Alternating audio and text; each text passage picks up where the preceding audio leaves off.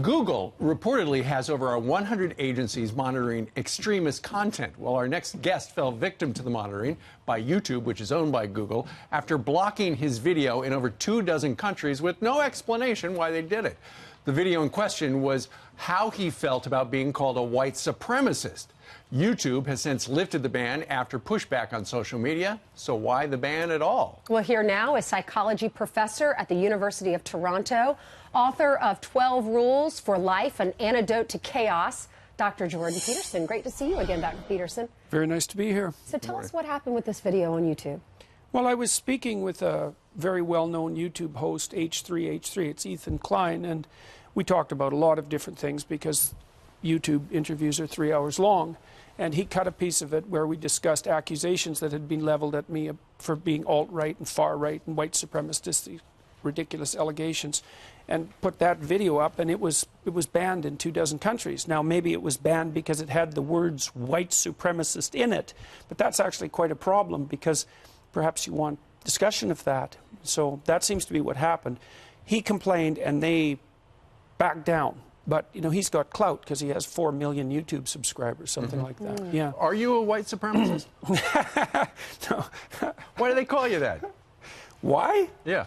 Well, because in the world we live in right now, if you stand in opposition to the radical left, which I certainly do, then the easiest strategic move for the radical left people is to call you some pejorative terms so they don't have to deal with you.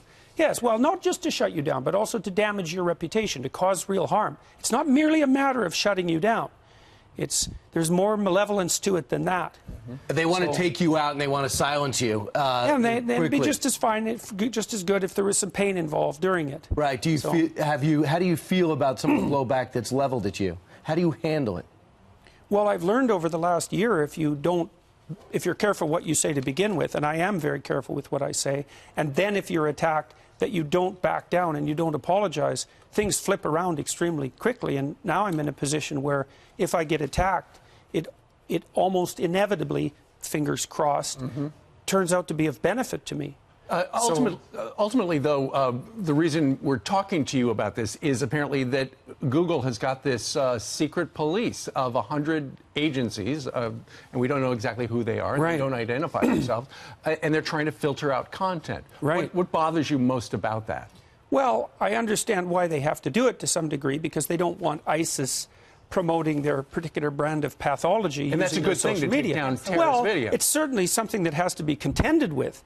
I think that it's necessary for Google and YouTube and these large social media channels to make what they're doing absolutely transparent to the public. And there's two reasons for that. It's not only because of the human decisions that are involved, it's because they're building algorithms to screen things even before they're put up. Right. And that's resulted in I would understand if they are, excuse me for cutting you off. No problem. I understand if it's the ISIS video or if you're a white supremacist and you're lashing out and saying you're going to have hate crimes and this.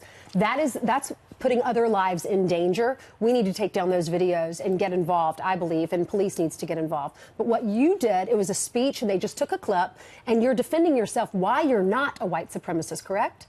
And yes, they took that's that what video happened. down. Yeah, well, it What's shows the you that danger it shows you that the algorithms are faulty.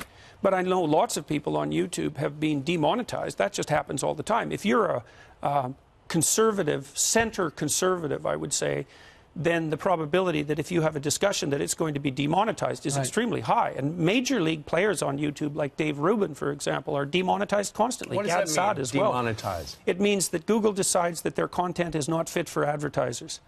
And they seem to do that, I would say, in a very arbitrary way. Now, the issue is that this needs to be made public. We need to evolve mechanisms to determine how shared social media are going to be screened so the real pathological material remains under control, the stuff that violates law. But we need, it can't be done behind closed doors. And look out for Facebook, too. They're right behind. They're trying to correct what they say went wrong in 2016, and many people think that's Donald Trump winning. Right. I want to talk about your book, new 12 Rules for Life, An Antidote to Chaos. What do you mean? You're fighting against chaos in our society? Yeah, well, it's increasingly young people in particular find themselves disoriented in our world. It isn't clear to them how it is that they should grow up and take their place in the world. And I would say that's especially true for young men.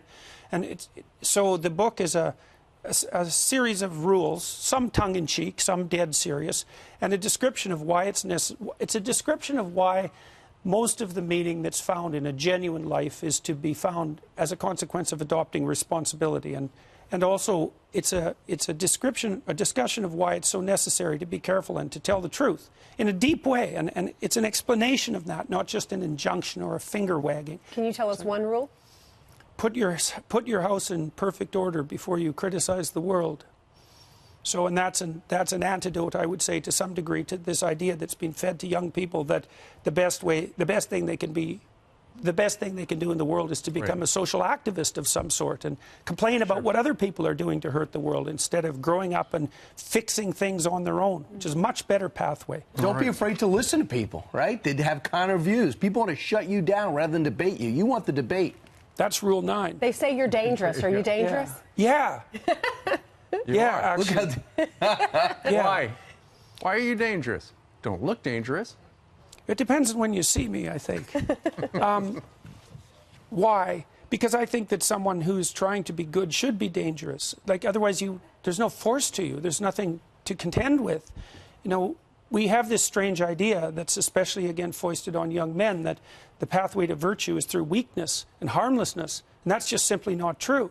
That's the pathway to uselessness and resentment.